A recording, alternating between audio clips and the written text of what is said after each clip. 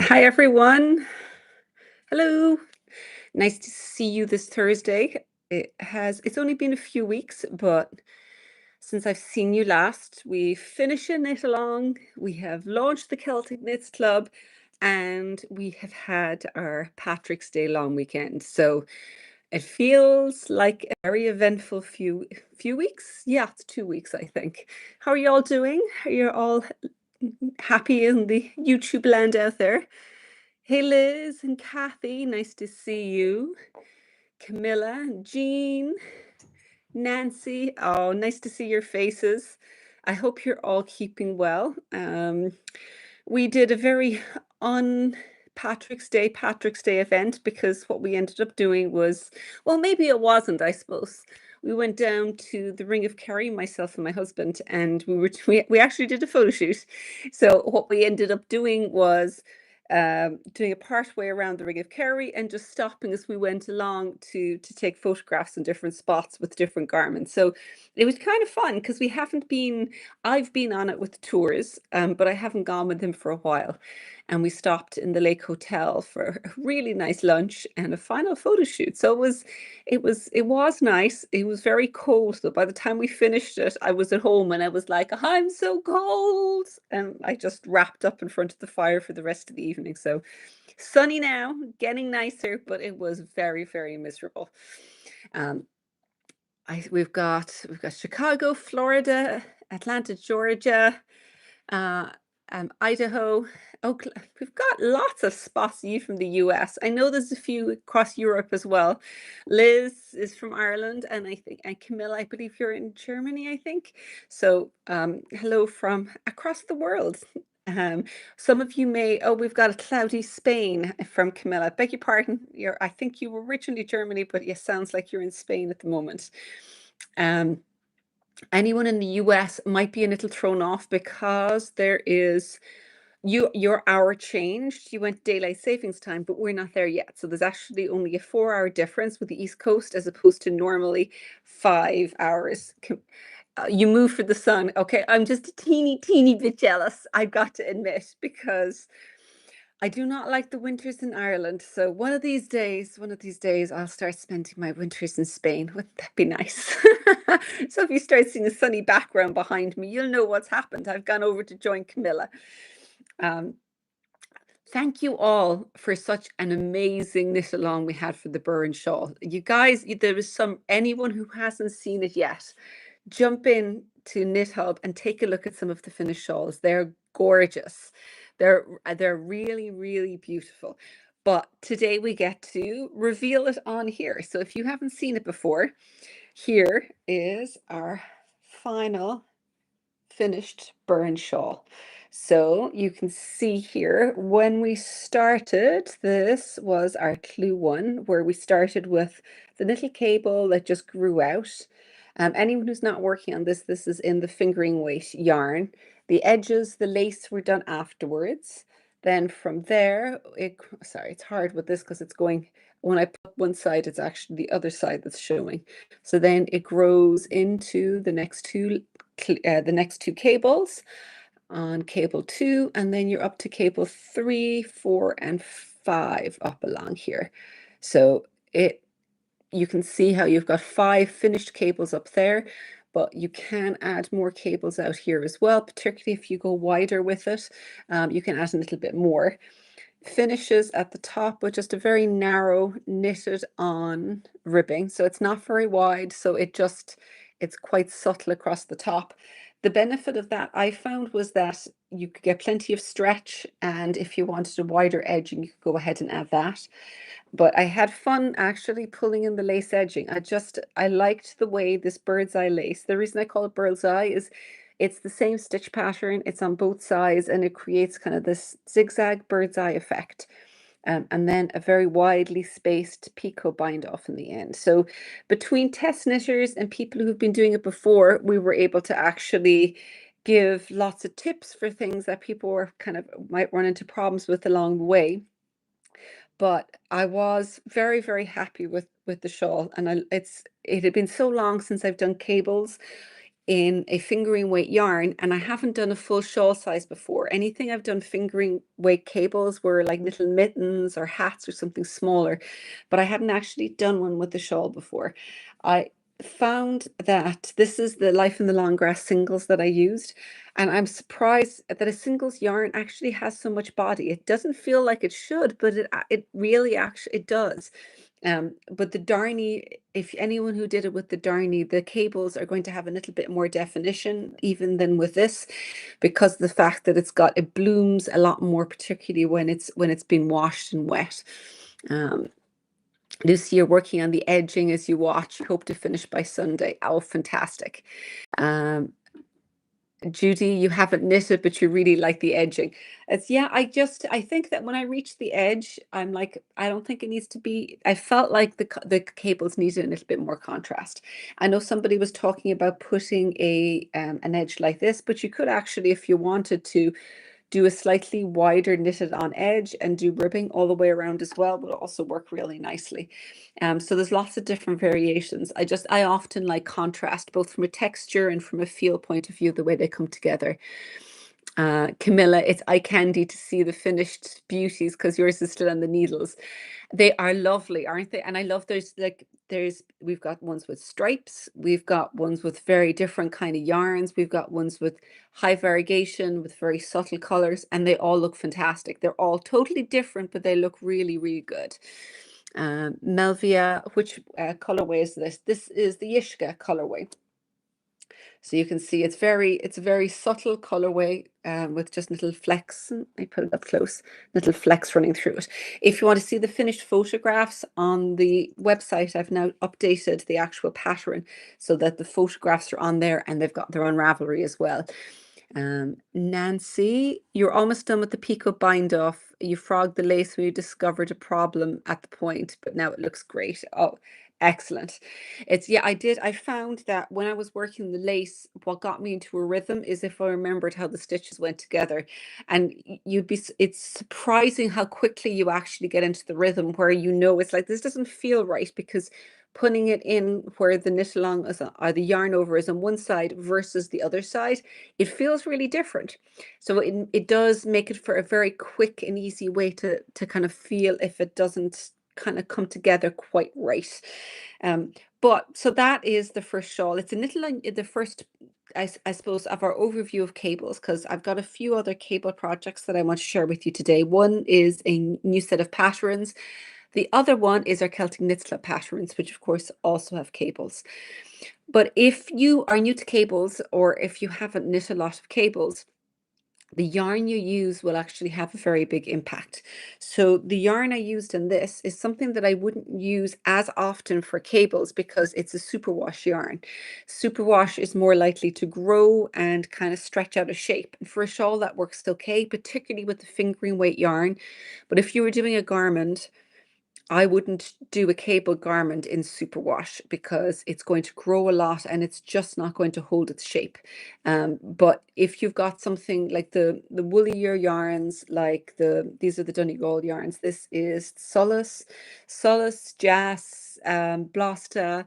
Just woolen spun yarns that have a lot of air in them are really, really useful when you're knitting cables, because of the fact that the air makes it a little bit lighter in the woolen spun, so it's not going to stretch as much out of shape. Now, you're not going to get quite the same crispness of cables with that, but I think that, to me, it makes sense so that I don't get it being pulled out of shape. But it is much more forgiving. The woolen spun yarn, when you wet lock it, it blooms and it fills in the stitches.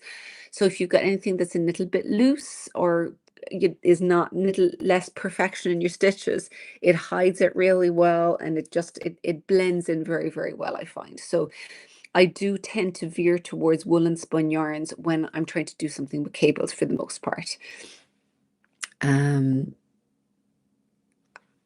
I'm sorry, I'm reading the comments up here. Melvie was just saying you love the design, you want to make another in Grey Slakes. Oh, that would be lovely. Yeah, the subtle colors look really nice. Although I am drawn to some of the dark colors personally, because I think that I'd wear a lot of it. I must go when I'm finished here, I'm going to go put it live, but I've put a blog post up as well talking about the Burren Shawl. And I've also done just a little video talking about how to wear it, because that's been one of the questions that came up as well. And so I thought I might even talk about it here. The one, when I'm wearing them, the way I wear most often is just literally wrapped around like this, kind of bandana style, and just wrapped in like this. You can either tie it together or tuck it in up and under like this, where you've got it so it just tucks in under. So you can wear it to the side if you want to, or hanging down the front. So in terms of everyday wear, that tends to be the most often, the way I use it most often. For a more dressy occasion, you kind of want to show off the whole thing. Let me find the top of it. So it's really just going to be kind of draped around like this with a brooch, a shawl pin, anything like that. Or you could, if you want to, kind of tie it across like this. So anything like that's going to work really well. And then for a slightly more elegant one where you could have it where just pull it up shorter on one side, pull it to the side and have it draped nicely and again pinned up here.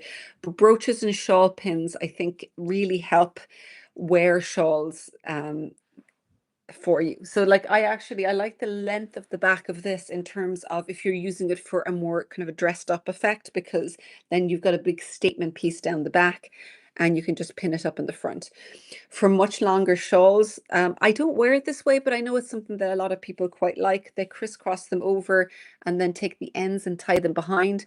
It's just not something that I've ever really done, but for a longer shawl or a longer, skinnier shawl, that's another way of wearing them. So there's loads of different ways of wearing them. It's really what you're going to get the most use out of. I tend to use them as glorified scarves, so they do tend to be kind of bandana style and wrapped around my neck because my neck's always cold. That's kind of the yeah, that's the main way of using it for me. If you got other ideas or things, ways that you like to wear your shawls, just pop them in there. I think that people just love getting ideas on how to use them. But next, let me share the first two. Sorry, I'm pulling all the bits out here. The first two patterns from the Celtic Knits Club 25 were designed by Laura Perham and they're in the Solace yarn. So this is the blackberry and this is, I think it's the smoke color. It's primarily merino, so like 93% merino and then 3.5% cashmere and 3.5% silk. And the yarn, it's a little thinner than, it looks quite similar to soft Donegal or Jas, but because one of the strands is quite a bit thinner, it actually does knit up with the smaller stitches. So that allowed Laura to design the Geode hat and mitt set with much smaller cables. So if anyone knows Laura or has seen some of her designs, you will know that these are pure Laura. She loves small cables, 1x1 cables, and she loves twisted stitches. So she leaned heavily into them with these. So these ones are the mitts. They've got a slightly unusual increase here where you've got a central stitch down the thumb and then the increases are coming out each side here. So that is a little different than I would very often do where I'll have the increases here and here. But what it creates is, it's a little bit closer to, I've seen it with brioche mitts and things like that, because it creates an actual increase line on in the front of the thumb here. But these ones are in the smoke. And even though it's a darker color, I think it actually still shows the design off really nicely. We do have one in the, these weren't quite blocked. I think there's a few strands coming out. These ones are in the blackberry, which again, let me see if I can turn it to the light. This one I think this one has been blocked, so you can see it a lot better. So the blackberry is just this gorgeous purpley blackberry color, which I think is really nice. So these ones are the mitts, and then the hat. I really liked where I've got one, this version is unblocked and here is the block. So you can actually see how the difference in the stitches after it's been blocked kind of fills out and it softens and it's just a little bit more forgiving. So these ones here, This is the medium size where Laura has done the geode pattern here with the twisted stitches. And then there's different numbers of reverse stockinette stitch between each, depending on which size that you're knitting. If you are interested in joining the Kilted Knits Club, we still have the digital club available. So you can find that on the website just under Celtic Knits Club, and you'll find the digital option. With this one, it is a very, very comfortable hat to wear. I will say I really enjoyed wearing it. And look, I love the top of it as well, where the twisted stitches come right up to the crown. I'm a bit of a sucker for crowns of hats. I think that they're always an awful lot of fun. I'm just looking down here. Monica was saying she used double pointed needles for the project and she found they worked really well, and was curious if there was a time or a project where she thought a cable needle would be more beneficial. Now, I'm guessing by the tail end of that question that what you actually were talking about, Monica, is using the double pointed needles for the cable needle. And I'm actually a big believer in that. I love particularly bamboo double pointed needles instead of cable needles, because the bamboo has got a little bit of stickiness to it and it's very easy to get the right size. So because double points come in every available size, it means you can actually match the cable needle size to the needle size very easily. So for the most part, there's no reason not to use them. The only time that it might sometimes be a little bit more useful to have a cable needle or one with a big hoop might be with the times like this where you've got single stitches where the double pointed needle is too big, and so when you hold it off, it's sliding off. But if that's not happening for you, then double pointed needles are perfect. The other possible meaning of that is that you use double pointed needles rather than a circular needle, but I'm not sure that's what you meant. But for the mitts, for instance, DPNs, double pointed, work just as well as a cable needle or as a circular magic loop, which is what I used. I've never been very good with double pointed. I feel like I'm an octopus when I'm trying to use them, and I have stabbed myself with a metal double pointed at one point. So that may perhaps have made me lean a little in the opposite direction from double pointed. But I think the main problem I have with them is the way I knit is I sit the needle in here and then I move my left hand. Double pointed tend to be a bit shorter so that when they sit down here, it doesn't sit as comfortably for my knitting style. So that's kind of the main reason I don't use them. Other than that, I have no issue with double pointed. And I think for some knitting styles, they work much better than others. Judy, the pattern's really lovely. You may have to join. You absolutely do, and take your time because they're not going anywhere. You've got workshops along with each of them. Moke, as a beginner, you really enjoyed the pattern. Oh, that's really good. That's what we hope to do, is the patterns kind of increase in size with a little bit more complexity each time, so you can kind of grow into the skills as you go. And if the last one takes you a little bit longer because it's bigger, just take your time with them. So they're not going anywhere, and they're there for you to use as long as you want. So now the last set of patterns that I want to share with you, some of you may have spotted them, or if you were over in Madrid, you would know about them already. And it is, when I was teaching in Madrid, I designed two patterns for the class there. They were both cables, seeing as we're on the cable trend here. But they were slightly different cables. One of them had a reversible cable and the other one had a two-color cable. So I was trying to keep them small. One was a cowl and the other is a hat. I wanted to keep the projects a little bit smaller so that they were more manageable for a classroom setting. And I will share the cowl with you first of all. They're called the Madra Set. So the cowl, it looks like a strip of fabric like this. But when you wear it, let me make sure I get this right. They're buttoned down the side here. If I can find the buttonholes. See, if you've got very well hidden buttonholes, you won't be able to find them. Anyway, the buttons are, I swear, down the side so that it's designed to just, oh, that's why I'm holding up the wrong side. It leans across this way. There we go. That would explain why I couldn't. The buttonholes are across here and they fasten down along there. But the actual stitch pattern on this it's two-color garter stitch pattern. And anyone who has Melvia, you've just spotted it. It looks like ribosome. It does. It's the same stitch pattern pulled out in a cowl format for the class. So it's not the same gauge though, because these are done in jas. So this one has got the turf and the blue one. I've forgotten the color name, but you could see spray of the two of those in here. So it's a thicker yarn. The other one was in a DK weight yarn, but you can actually see how it all fits together and the two run up together. On the wrong side, it almost looks like a shadow cable to a certain extent that you can't really see it. But if an entire, I brought ribosome up here. So this is the full ribosome cardigan here. And you can see very, very similar. So different gauge, but the same stitch pattern done from side to side. I'm going to actually button the side of this up so you can see what I'm talking about. It's going to be easier to button this off my neck. But it made for a really interesting class project. And it explains how you can actually, how you work the slip stitches and you keep the other color going over the top. Ah, there we go. Almost done. Closed. So this is what the cowl looks like when it's buttoned. So it means that you can actually go ahead and, let me tuck this in the back. You can go ahead and make it shorter, make it longer, whatever you want. You could even, if you wanted to, sew that down together as well. So it's easy to work because it's a simple strip, but you can actually then change it into a cowl. So with two color cables like this, the cables themselves, you're always going to be working in stockinette stitch.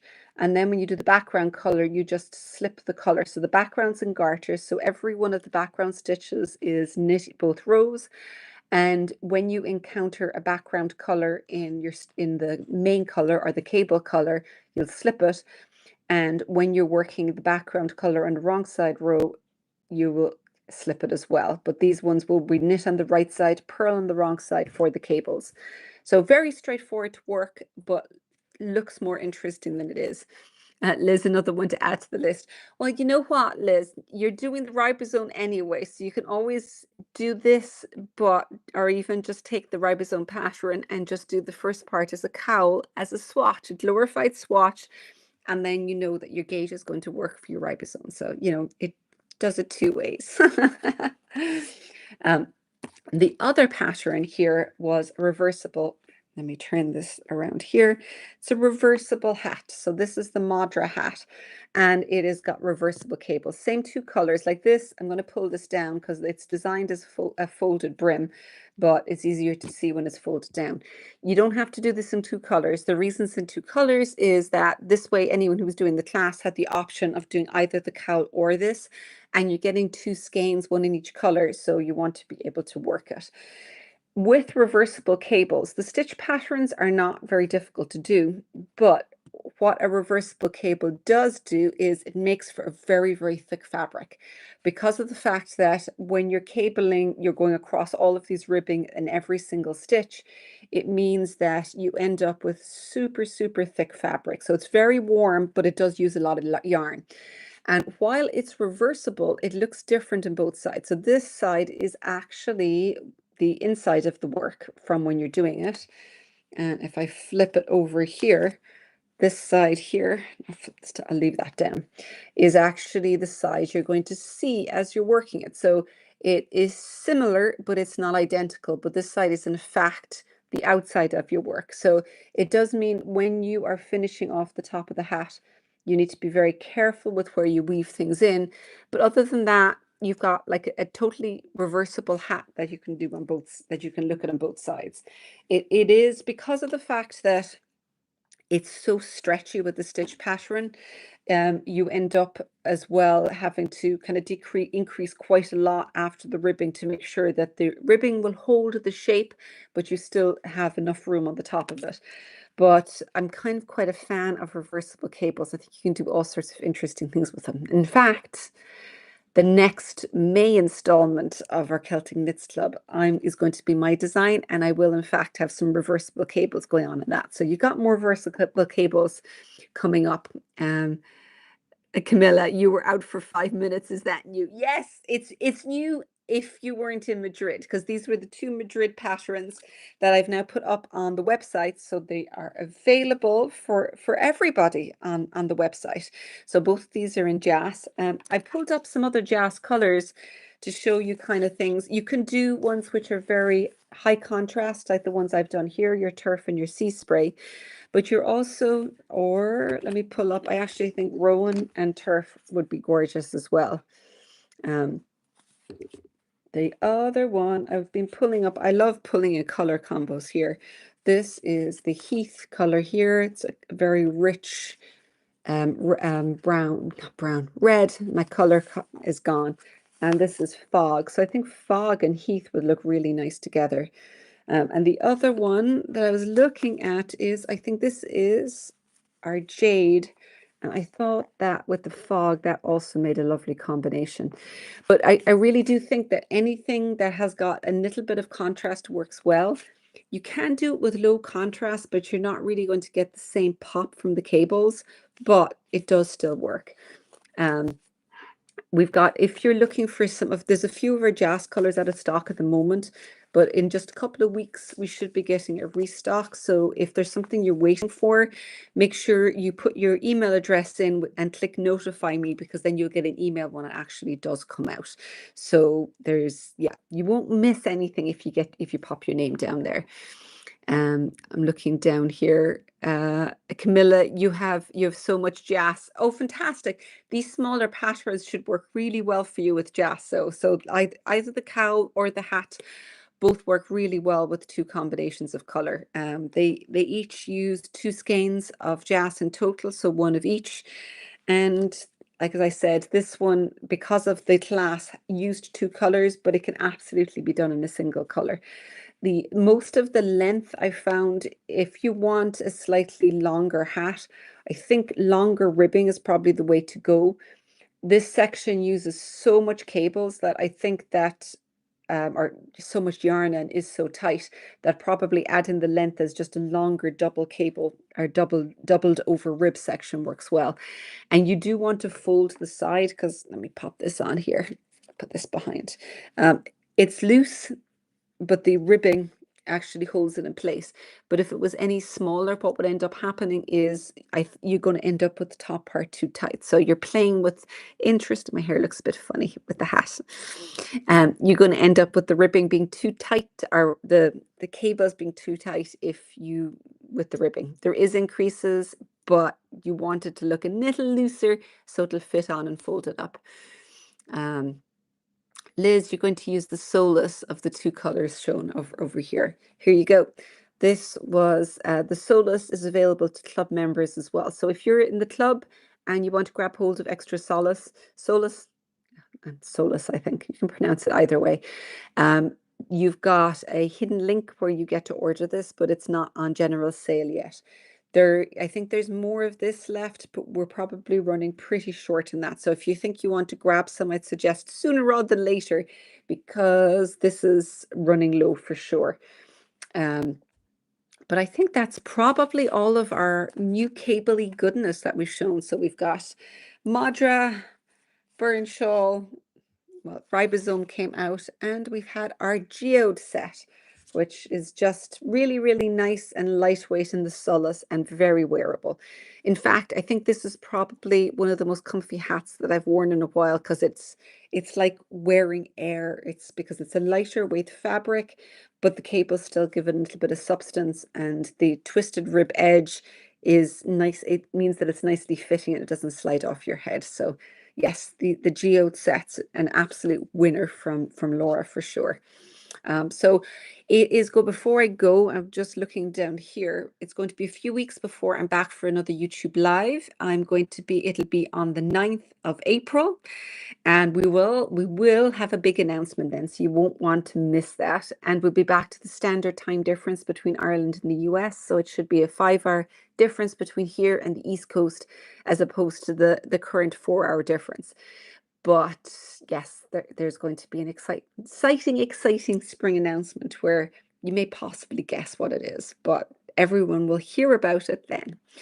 Thank you very much for joining me. And as always, if you have any questions, just pop into KnitHub or send us on an email, and we're happy to help.